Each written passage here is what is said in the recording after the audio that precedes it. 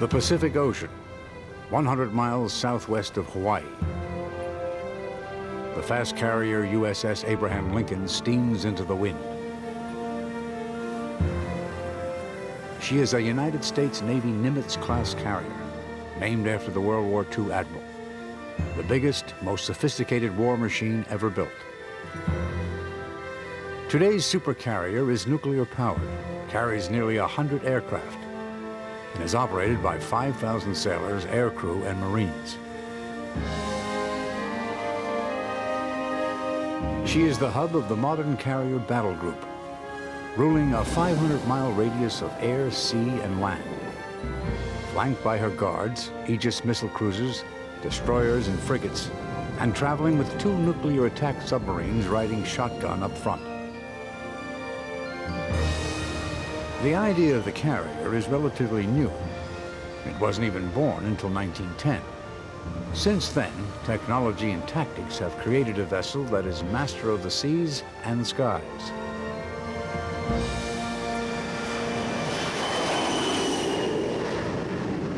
It was a day of infamy that helped make it so.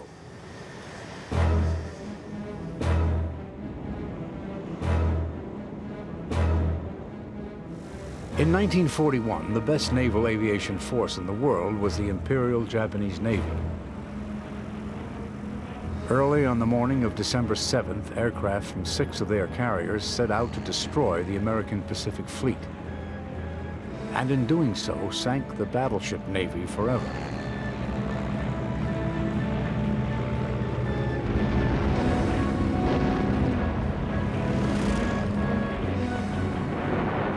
The U.S. Navy found itself left with only its carriers, which were not in Pearl Harbor that day.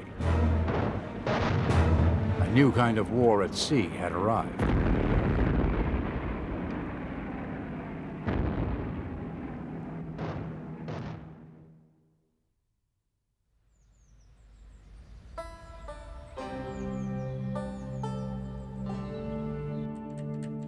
But the story of naval aviation got an unlikely kickstart from a speed cyclist and motorcycle engineer based in the little town of Hammondsport in upstate New York. His name? Glenn Curtis. Curtis was a motorcycle racer. And so he was always striving for a better engine. Curtis tried to improve the power-to-weight ratio, constantly getting more power for less weight. And that was exactly what you wanted if you were trying to fly back in those days. That got him into the air through the back door because the first dirigibles to fly in this country used Curtis motorcycle engines to power them. Heavier-than-air flight had been proved possible by the Wright brothers on December 17, 1903. But aviation was still very much in its infancy.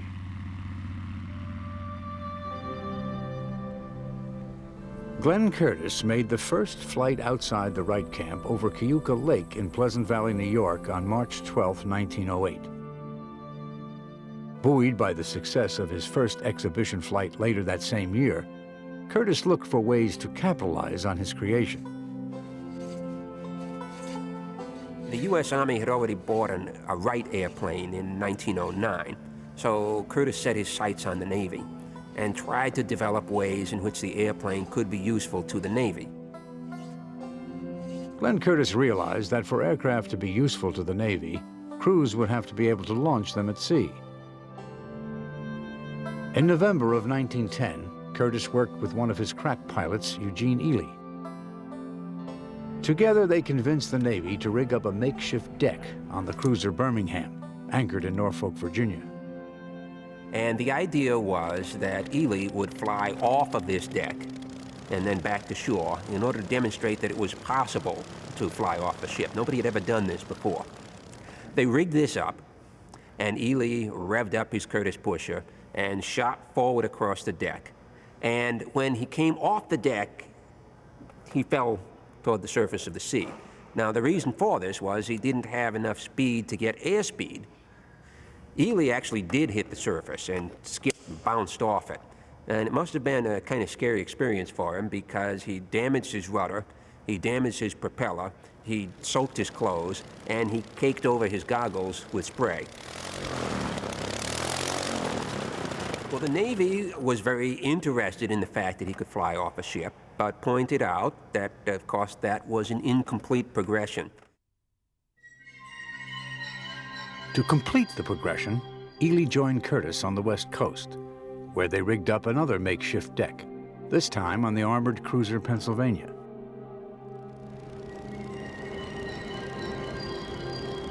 They set out to prove that a plane could land on a ship. And this time, Ely took off from Selfridge Field, and he came in for a landing on the makeshift deck on the Pennsylvania. Now, they had a problem doing that, too, because he was going to need more space to stop than the Pennsylvania offered. So they made an ingenious arrangement. They took 22 lines of hemp rope, laid them across the deck, and tied heavy sandbags to each end. And the first time anyone ever landed on a ship, he used a tail hook to catch those cables and bring himself to a stop, just like a jet-powered aircraft does today. The landing system was ahead of its time, but a platform covering the gun turrets wasn't practical. The Navy determined they needed a plane that could work alongside the ships. Curtis's solution was to develop a hydroplane that could operate from the water. While he was trying out this vessel with water testing, suddenly realized he was getting too close to shore, yanked on the wheel in order to turn himself away, and took off unexpectedly. He didn't realize he was going to do it. Ships in harbor, naval ships, saw this and started hooting their whistles because they realized what he had done. Now you've got something worth talking about. Now you've got an airplane that can work along with the ships without requiring us to cover up the guns. Curtis was a great pioneer for two reasons, I think. Not only because of what's normally understood, that is his development of aircraft. He built aircraft, he designed aircraft, he tested aircraft, but also because he trained some of the Navy's pioneer aviators. Glenn Curtis set up a school to teach the Navy to fly. The Japanese also became customers. Curtis trained key officers like the U.S. Navy's John Towers. He was in charge of the aviation detachment at Guantanamo Bay when they went down for fleet exercises in 1913. Eventually, one of the officers said, well, since we're in the middle of maneuvers, why don't you take off and scout, see if you can find something? So Towers took off, and almost as soon as he got up above Guantanamo Bay, saw the, quote, enemy fleet approaching 15 miles away. So right at the very beginning of the career of submarines, and right at the very beginning of the career of dreadnought-type vessels, all of a sudden this tiny, fragile, inexpensive aeroplane was proving that they would not be able to dominate the seas. Neither one of them would be able to dominate the seas. And Glenn Curtis himself had written in the Saturday Evening Post in 1910, when an airplane costing a few $1,000s can sink a battleship costing $1 million, there will be some change in the composition of navies. But airplanes were not quite up to the job yet. The skies were dominated by self-propelled dirigible balloons called Zeppelins, named for their inventor, a Prussian count. Balloons could stay airborne for hours, making them ideal scouts. At sea, the point of the Zeppelin is that vision. It's a scout. Scouting matters a great deal. As long as there's no serious air opposition, scouting is very effective. The British developed balloons for observation, but couldn't match the advanced Zeppelin airships. With World War I looming, the British Navy looked into new technologies to provide offensive air power. Seaplanes offered some means of providing the fleet with an air wing and required minimal alteration to ships.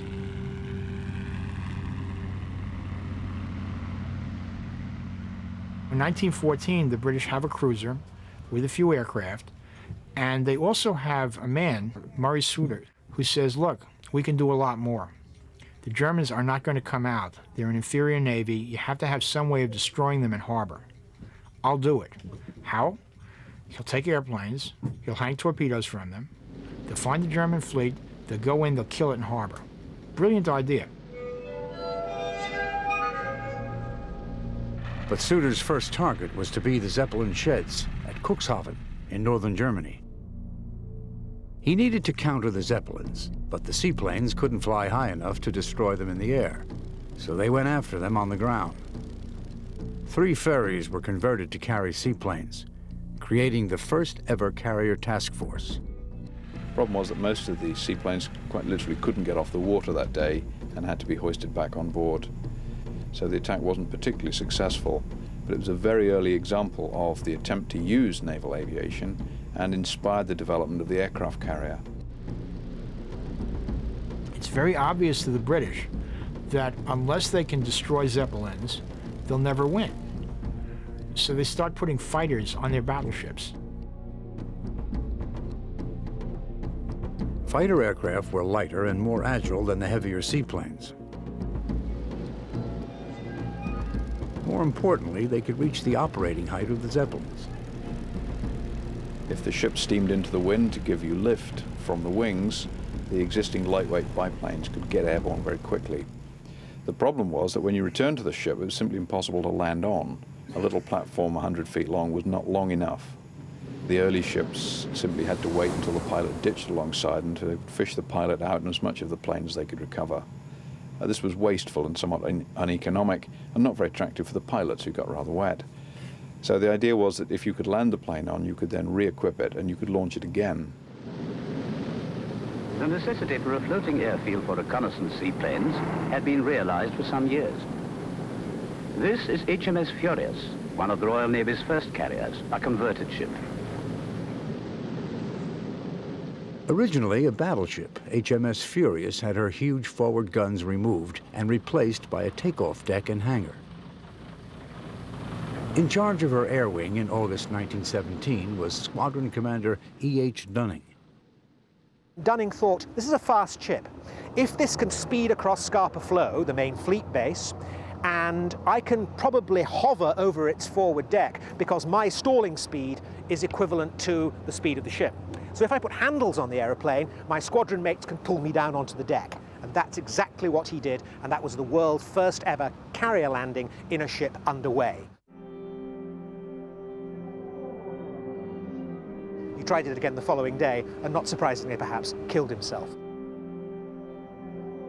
Amazingly, by today's standards, the ship didn't have a seaboat, turned out, and it took 20 minutes for the ship to stop, turn around and pick him up again, by which time he'd drowned. He probably hit his head on the instrument panel as it went into the water. So he showed that his idea of landing on a ship was practical, but still too dangerous for everyday use. As a result of Dunning's demise, HMS Furious was taken in for another conversion. This time, the after turret was removed and replaced by a landing deck. But the funnel and bridge were still in the middle of the ship, and the turbulence and smoke made landing extremely difficult. The eventual answer was to clear the upper deck of all obstructions, and the first successful aircraft carrier, HMS Argus, actually was quite literally a flat-topped ship.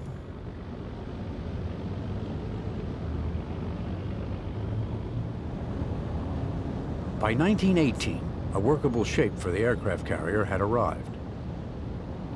Air raids from sea were now a more practical proposition. The culmination of what was attempted at Cuxhaven comes at the end of the war with HMS Furious's raid on the Tondern sheds, which are now in Denmark. And Furious actually flew off planes from her forward deck with their bombs on board. They found the Zeppelin sheds at Tondern and destroyed them. It was a perfect example of what was attempted in 1914, but was now technically feasible in 1918. World War I had been a crucible of innovation for the British Royal Naval Air Service.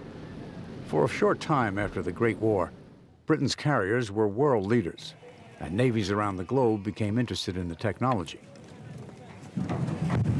Royal Navy mission even went to Japan to aid in the development of her fleet air arm. But the lead was not to last for long.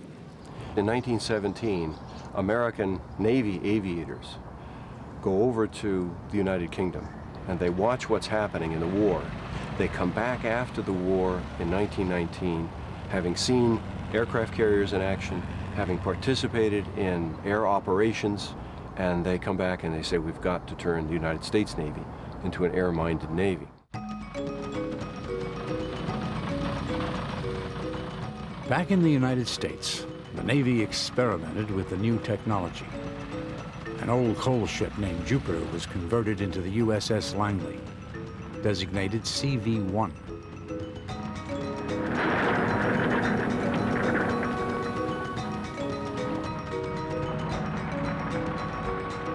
U.S. pilots now had a ship on which to perfect the new art of carrier landing.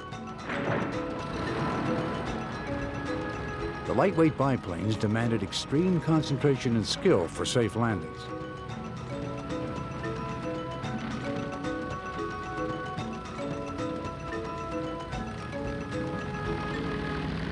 On board Langley, various landing systems were tested. The ideas of Glenn Curtiss were resurrected. Cables called arrestor wires were run across the flight deck. A hook on the incoming aircraft would catch one of the wires and bring it to a halt. But a too taut cable pulled the tail off, and too much slack made the plane swerve to one side.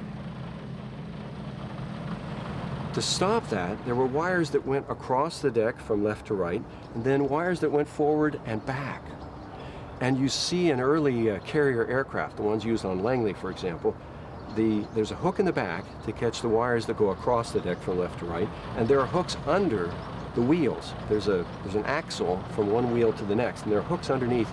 They're there to catch the fore and aft wires to keep the airplane from going too far to the left or too far to the right. Another innovation was the Landing Signals Officer, or LSO. There had to be some way to tell the pilot approaching the flight deck whether he was level as far as the flight deck was concerned. And the easiest way for someone to do that was to stand on the flight deck itself. And officers would stand there and at first use their arms to show the pilot whether the pilot was level with regard to the deck or whether the pilot was at the wrong angle approaching the deck. And very soon it becomes a set of paddles. In Washington, D.C., politics were about to impact carrier development. After World War I, there's a sense that the war came out of an arms race between Britain and Germany. So the United States calls a naval arms limitation conference at Washington in 1921. The result of that is to stop this nascent arms race. Everyone is limited in number of battleships. They're limited in carrier strength. They're not allowed to build new battleships for 10 years, and that's later extended to 15. The effect of that is to cut the number of battleships very drastically. But the Washington Treaty did something else as well. It actually encouraged people to build aircraft carriers because people were allowed to use their old battleship and battlecruiser hulls and convert them into aircraft carriers. And four of the largest aircraft carriers of the interwar period, Japan's Akagi and Kaga, and the United States' Lexington and Saratoga, were converted capital ship hulls. It must be said that the majority opinion in the American Navy would rather they had been completed as battlecruisers. Inadvertently, the treaty was instrumental in forging the aircraft carrier into an awesome offensive weapon. But first, the Navy had to overcome some inter-service politics. The Army wanted money to spend on land-based air power. Billy Mitchell, an Army colonel, set out to prove that bombers, not ships, were the future. Today, history was made in Chesapeake Bay. Amid the crash of exploding bombs, obsolete battleships were sunk by airplanes for the first time. Veteran Army pilot General Billy Mitchell did what he said he would do. American battleships, which once sailed proudly round the world with the Great White Fleet, and only yesterday were defending America from her enemies, are at the bottom of the sea. All this proved was that an old battleship with no crew on board, no anti-aircraft guns and not manoeuvring could be sunk by aircraft. And in the end, actually, Mitchell failed in his intention to form an independent American air service as we had in Britain. The near loss of their air wing to Mitchell convinced Navy leaders to get serious about aviation. Aboard the carrier Langley, air operations went into high gear under the orders of Captain Joseph M. Reeves. And what Reeves discovered was that what a carrier needed to be able to do, to be an effective fighting unit, was to send off a lot of aircraft at once. And he was the one who changed operations on Langley and reduced the amount of time it took to get an airplane off and the amount of time it took to get an airplane back. And it was under his supervision and his prodding and the questions that he asked that Langley's flight deck crew was able to pioneer the method that was used so successfully in World War II to make American aircraft carriers very powerful striking units. To be able to launch and recover aircraft quickly, Captain Reeves introduced the deck park. A plane returning from a mission would be pushed forward to the front of the flight deck. A barrier would then be raised behind the aircraft. If the next aircraft came in and missed the wire, it would hit the barrier, not the airplane. And so what would happen is that the planes would fill up the front end of the flight deck. Then the barrier would be lowered, the airplanes would be pushed back to the end of the flight deck, rearmed, refueled, and they were now ready for another takeoff and another strike. The other thing that Reeves understood was that Langley had to operate a lot of aircraft. So when he took command of the air forces in the Pacific, Langley was operating no more than 14 aircraft. And so under his leadership, Langley carried not just double the 14. There were times when Langley operated 42, triple that number. Yeah, a deck packed. By the winter of 1925, USS Langley was laying the foundations for the practical use of aircraft at sea.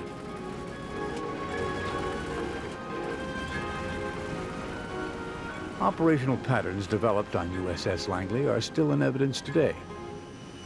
A good example is the use of colored jerseys to clearly identify roles on the noisy flight deck. Brown jerseys are worn by plane captains. Red jerseys for those handling ordnance. Blue for plane handlers. Green for maintenance. Yellow for launch and recovery officers. Almost as soon as we knew what a carrier was, they were playing with them in the game floor. And because you could try different technology before it really worked, they had a sense of what they could do. For example, they had a sense that large numbers of airplanes could make a difference. By 1929, we have two very large carriers, and we discovered they can successfully raid places. For example, we run an exercise that year in which they raid the Panama Canal. In 1929, Fleet Problem 9 was the first fleet problem where you had the two big carriers, Lexington and Saratoga, exercising with the fleet. And there was a proposal by Admiral Reeves, who was in command of those ships, that they be used in attacks on land targets. He took his carriers out to sea at the first day of the exercise and disappeared. His task was to attack the Panama Canal defenses in support of his ground forces and so on. But he disappeared and nobody knew where he was. What he'd actually done was take his guys well out to sea, have a refreshing period of a few days, and then turn round, full steam ahead, head for the Panama Canal on the day when everybody else was winding down and the defenders were going to be having a few beers. On this flight, we launched from 200 miles of sea. We caught the defenders on shore, completely unprepared, proceeded to our targets unattacked. Across the isthmus, the Pedro Miguel locks on the Pacific side. It's pretty bumpy air up there now. Here is the Gatun Dam, which we hope to torpedo and accomplish our purpose. It was a very successful, completely successful attack. When it was over, the order was issued to return to the carriers. In the meantime, the carriers had steamed at full speed back toward the target to recover their aircraft.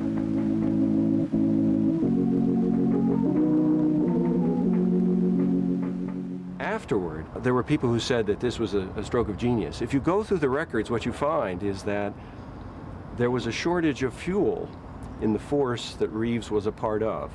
And it was actually the only way he could attack the canal effectively using the big carrier was to break it off from the battleships and the rest of the force. Nevertheless, it was a great success.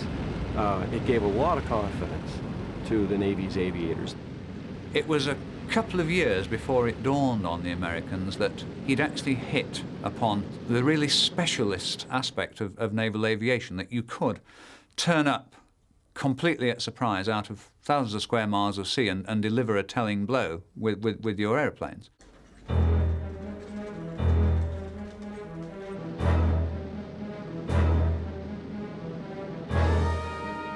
The first such telling blow in wartime would come out of the Mediterranean sky.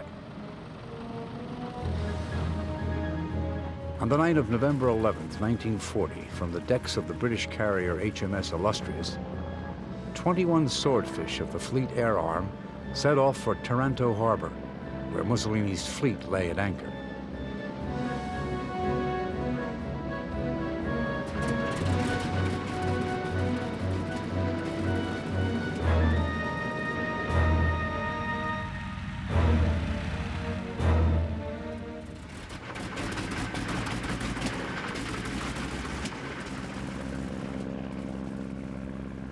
I was an observer in 815 Squadron, which was one of the swordfish squadrons in Illustrious. She carried 2, and we were in the Mediterranean running convoys, and the Italian fleet, which was at least twice as strong as us, blankly refused to come out and fight. So the decision was taken that if he wouldn't come out and fight, well, we would go in and fight, and the swordfish were sent in.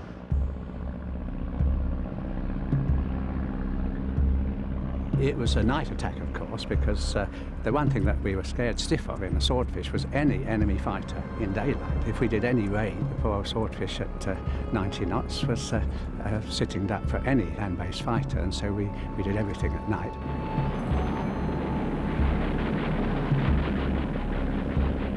The first time we saw Taranto, we saw the gunfire first, because they hadn't got radar. Nobody had got radar in those days, but they had sound location, and they could pick us up at about 40 miles. We knew that.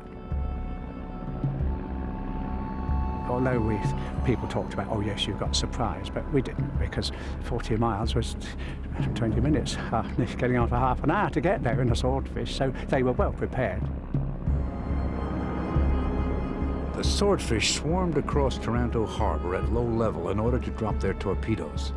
They had to fly below 100 feet and below 100 knots so the torpedoes wouldn't break up on impact with the water. They braved a ceaseless barrage of anti-aircraft fire. I think we got away with it simply because most of this stuff was going over the top of us. And you could hear it, and you could smell it, and you could see it, and it was like a ring of people shooting rockets at you all the time, I suppose.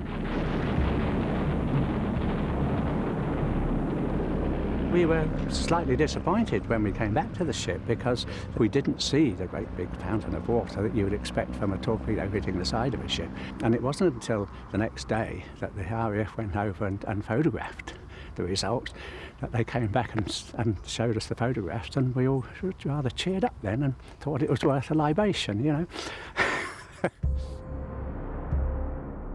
It was a resounding success. The British raid had disabled 3 battleships, a cruiser, and 2 destroyers. Half of Italy's fleet traded for the loss of only 2 swordfish.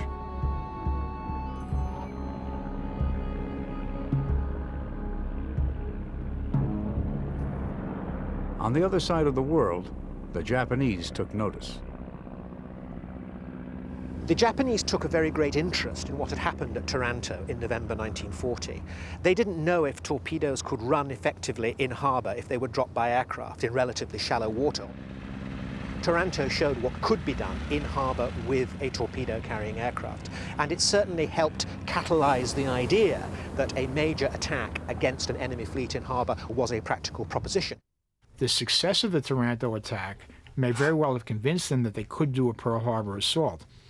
The more interesting issue about Taranto is once you saw this happen, how come you wouldn't expect it to happen at our big fleet base?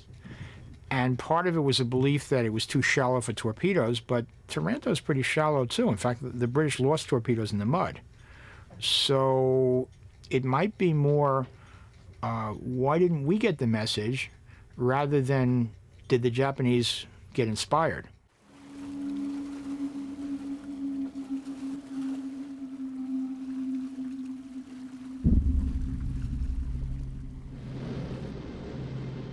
On December 7th, 1941, a year after the British carrier raid on Taranto, the Japanese Imperial Fleet showed the rest of the world the devastating firepower of the carrier strike force.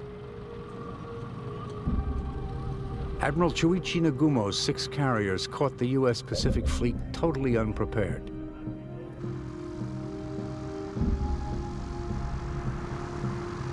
Pearl Harbor was to be a milestone in the evolution of carrier warfare.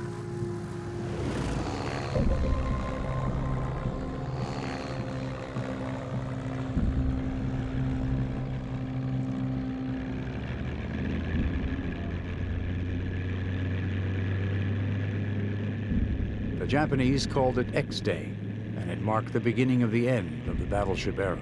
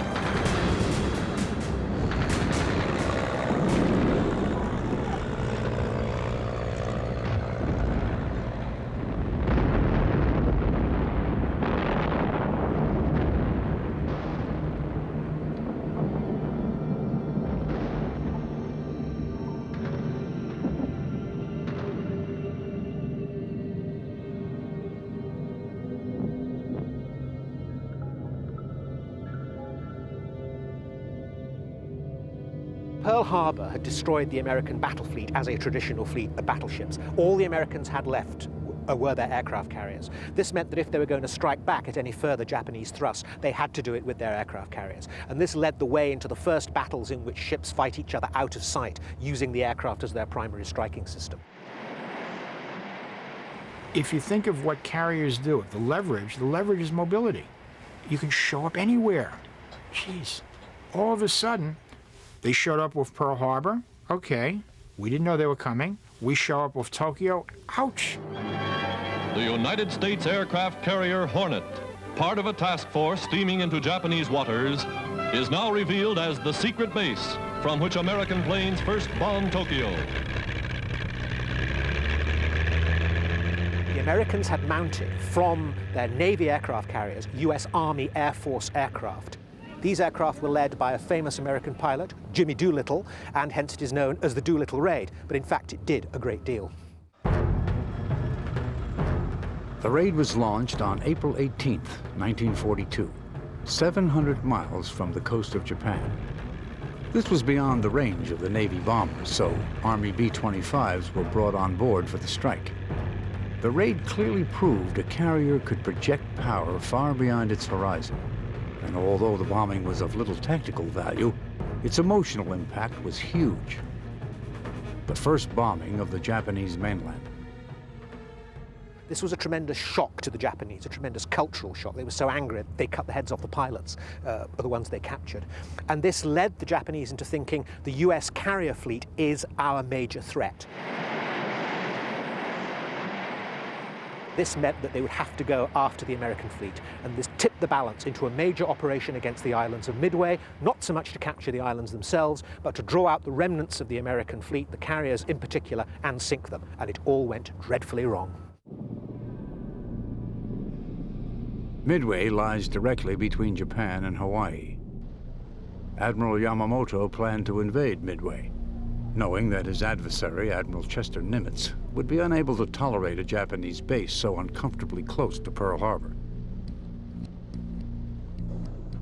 Nimitz would have to rush his carriers to Midway, and there Yamamoto would annihilate them. Unless they kill the U.S. carriers, they can't be free. So the U.S. knows this, but we're interested in killing their carriers. because if we do that, we can operate much more freely. So we find out in advance where the Japanese are going to attack. We do that by code breaking, and we're ready for them. The Americans had sent extra aircraft to Midway in preparation for the impending Japanese invasion. Just after sunrise, on June 4th, 1942, Marine pilots took off. The battle was about to begin. Its outcome would alter the course of the war in the Pacific. World War II carrier helmsman Floyd Moss. We picked up a communication of the Japanese that they were going to capture Midway and use it for a base. And Nimitz had broken the Japanese code at that time and understood they were coming in, and they were going to come in, sneak in from the north and hit Midway. But we caught their planes on deck, fueled with bombs on them. A sea-level attack by U.S. torpedo planes drew the Japanese Zero fighters down from patrol, high above their carriers. The Zeros slaughtered the 2 torpedo squadrons, but their sacrifice was not to be in vain. High above, 2 squadrons of dauntless dive bombers from the USS Yorktown and 2 from the USS Enterprise advanced upon the Japanese, unnoticed by the distracted Zeros. The Japanese carriers were at their most vulnerable, their decks packed with refueling aircraft and munitions. 10:22 a.m., June 4th, 1942. It was a decisive moment. 6 minutes later, Akagi, Kaga, and Soryu were wrapped in flames and erupting with repeated explosions. The final toll was 4 Japanese carriers lost to 1 American. Midway was Japan's first defeat at sea in 350 years, and the turning point of the war in the Pacific.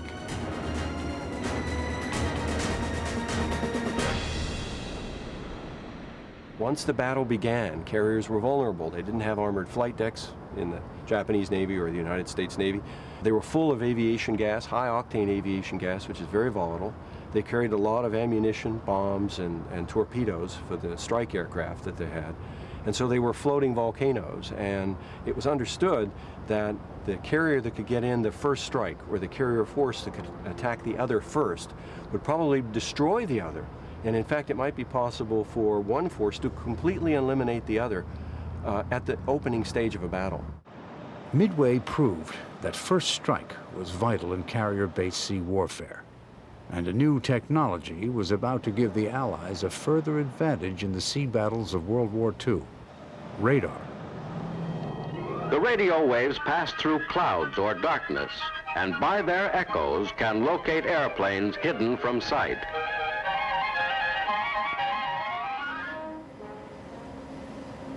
Radar is still a key advanced warning system for the modern fleet, giving the carrier an instant picture of aircraft and ships in its vicinity. The technology came into its own in the latter years of the Pacific War. If you go 2 years after Midway, there's a battle called the Philippine Sea. At this time, the Japanese have very painfully rebuilt their carrier force. We have a much larger carrier force ourselves, thanks to our production in the United States. The Japanese still have very long-range aircraft, longer range than ours, incidentally. They find us first. By pre-war rules, if you find the other fellow first, it's over. He can't defend himself very well.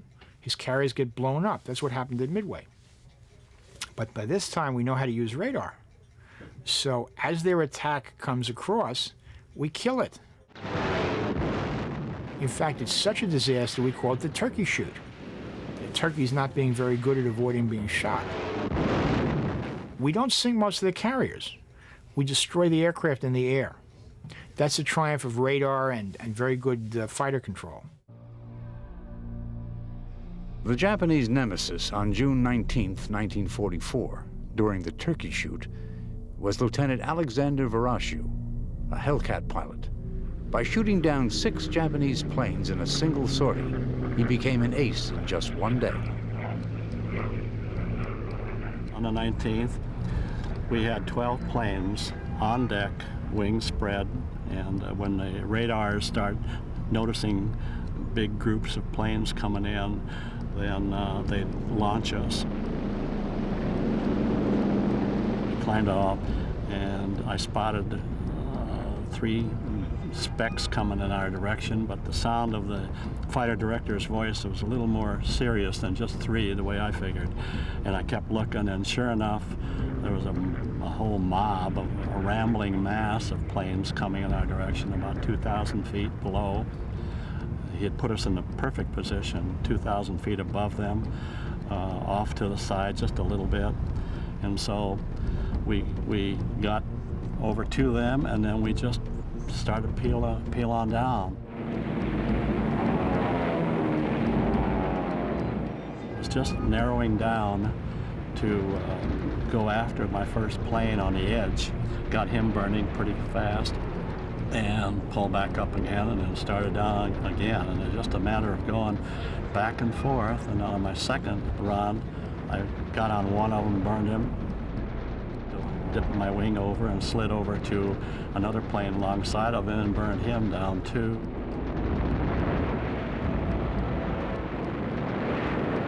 I always remember, I think I had a little lapse in feeling there, because all of a sudden I could see that tail gunner on that Judy, that aircraft, as the plane was going down in a deep spiral.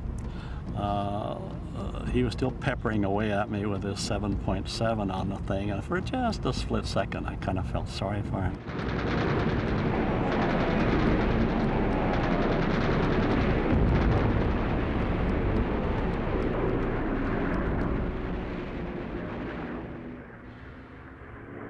The story of the shift of power at sea, from the once mighty dreadnoughts to aircraft carriers, had a final chapter. Yamato, the world's biggest battleship and pride of the Japanese fleet, was sent to her watery grave on the afternoon of April 7th, 1945, bludgeoned by the aircraft from 2 American carriers. 4 months later, the war was over. When World War II ends, the great new facts of life are jet aircraft and the bomb. And the question is, carriers that are very effective with much slower airplanes that carry relatively small bombs, can they still be effective in future? And there's a lot of interest in what it will take to make a carrier effective with these new things. From the aircraft carrier Illustrious at exercise in the Atlantic come first pictures of the Navy's own jet fighter, the Vickers Supermarine Attacker, a descendant of the Spitfire. The British Navy became instrumental in solving the handling problems of the fast, heavy jets. British aircraft carriers have always tended to be a little bit on the small side in comparison with the aircraft operating from them. This was particularly true after the Second World War, when we couldn't afford to build new aircraft carriers, but aircraft were getting larger and much faster, in particular with the advent of jets. Therefore, the British take the lead in the development of carrier operational equipment. Using dummy bundles at first, HMS Perseus tests the Navy's new steam-operated catapult. With the new system, planes can be launched from a stationary ship. Here goes a radio-controlled pilotless plane. Sunk below deck, the catapult doesn't interfere with ordinary flying on and off. Now with pilot in control, the catapult will cope with large planes too. Results are so good that we're now going to teach the Americans how to do it. It proves once again that the old firm can still think up new wrinkles. The catapults of the past are hydraulic. They operate with a hydraulic ram and a lot of pulleys. It turns out that the power you can get that way is limited. The ropes break, they're wire ropes. But if you have steam, you just have a piston and it goes wham. You can get enormous power. Now, that power is equivalent to giving the airplane a very long runway to take off. So instead of airplanes that weigh, say, 20,000 pounds, we talk about 60, 70,000 pound airplanes. Suddenly, there's a new world. Hands up, thumbs up, don't take A new world that uses the power source of the Industrial Revolution. Steam continues to power the catapults on board the Nimitz-class carriers. Here we go. The physical difference of the 2 catapults was a hydraulic catapult, you get the full wham right at first, and then it diminishes as you go down the deck. The steam catapult, you pick it up all going down the deck, It has various orifices that keep putting more and more steam to you as you go down the deck. But landing the fast jets onto carriers was a hazardous operation. The faster approach gave the pilots less time to respond to the landing signals officer. Some days, even the wire barrier failed to prevent crashes.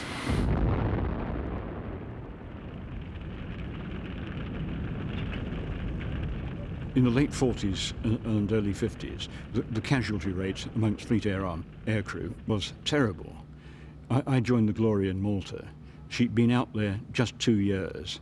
She'd arrived with 38 aircrew, and they were holding the 38th funeral the day I joined, after 2 years. Something had to be done about it. A lot of the accidents were on landing, and a brilliant Royal Navy engineer called Nick Goodhart devised a scheme so that it was all done by mirrors. I was working in the Ministry of Aviation, in fact, for a captain called Dennis Campbell. I went to him and said, I'm going to set up a little demonstration. And so we got his secretary and asked her if she had a mirror in her handbag, and of course she had the inevitable nice little rectangular mirror in her handbag.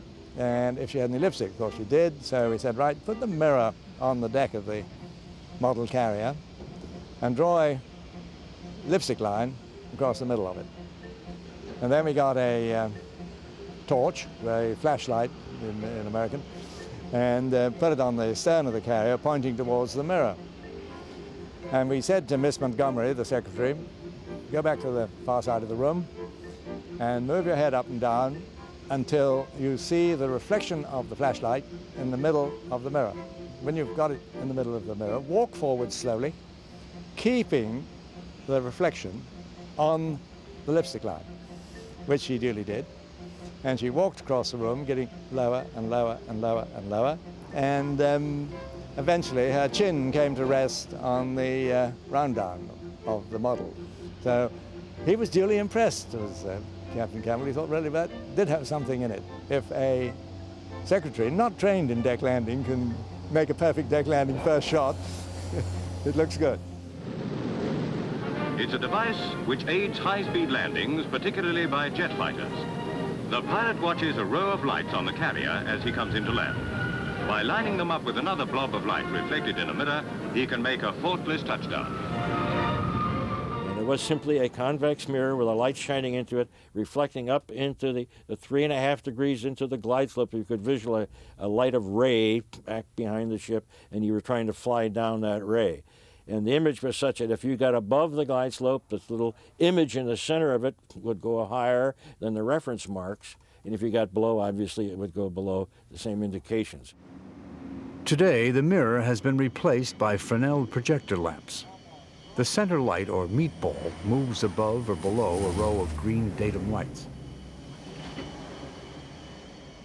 Another carrier innovation was devised by Captain Dennis Campbell himself, as a means of eliminating the need for a barrier. With carriers, we put up a safety barrier to keep the airplane from crashing into the planes that are already sitting on the deck forward. Well, the barrier is typically a wire, and the idea is that if you're landing with a propeller plane, the wire wraps around the propeller. Well, if there's no propeller, the wire comes right back into the cockpit and decapitates the pilot, which tends to be unpopular with pilots. Campbell angled the flight deck away from the deck park. With the angled deck, we could come aboard with a given power setting. If you missed a wire, add power and go on around. It came along at the time of the jets, which was great for them in that you just left 80% power on, you pick up the wire, swell. You miss the wire, go around again. We introduced both the angled deck and the mirror at once, and it's not absolutely clear from the statistics, but certainly of at least for every 5 accidents we used to have, we now only had 1. In 1960, the Americans added nuclear power to the British carrier innovations with the launch of the USS Enterprise, the first carrier to be designated CVN. With their catapults and almost limitless endurance, The fast, angled deck carriers are the behemoth warships of the oceans, capable of launching almost 100 supersonic aircraft into any danger zone. All of a sudden, you have a modern carrier. And you can see in carriers built in the 1950s very much what you see now. So people say, well, gee, nothing else has happened. But that's because the carrier's open. What's happened is different aircraft. Today, only the United States Navy operates a fleet of nuclear-powered angle-deck carriers. These costly Leviathans last up to 40 years and launch a succession of ever more modern aircraft from their decks.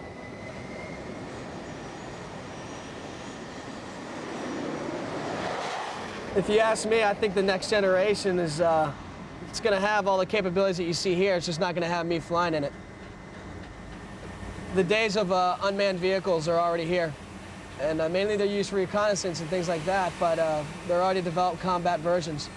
And if you ask me right now, the limiting factor in this type of machine, this weapons platform, is the pilot.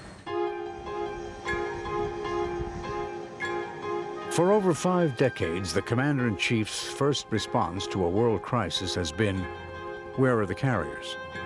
Today is no different.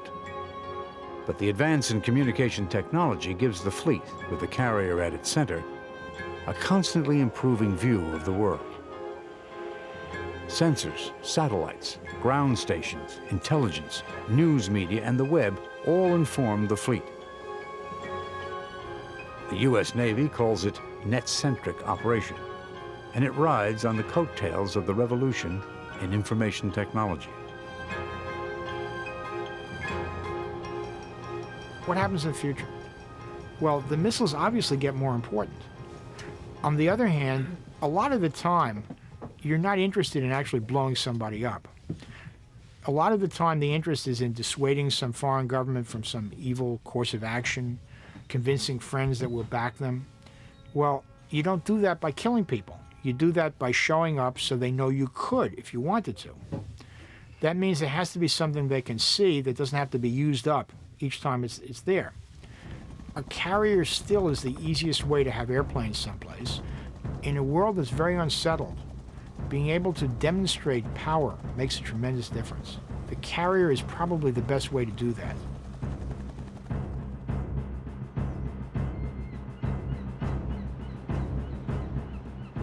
In 1805, when the great British Admiral Horatio Nelson crushed the combined navies of France and Spain at the Battle of Trafalgar, he led a fleet of wooden-walled battleships that in their day were at the forefront of technology. His ships had a cannon fire range of 500 yards. Today's missiles can engage the enemy at a range of 5,000 miles. The story of war at sea is intertwined with the progress of technology. The quest for command of the seas that began on the surface of the waves, reached below, and then flew above, will continue as long as nations choose the warship as the greatest projection of power.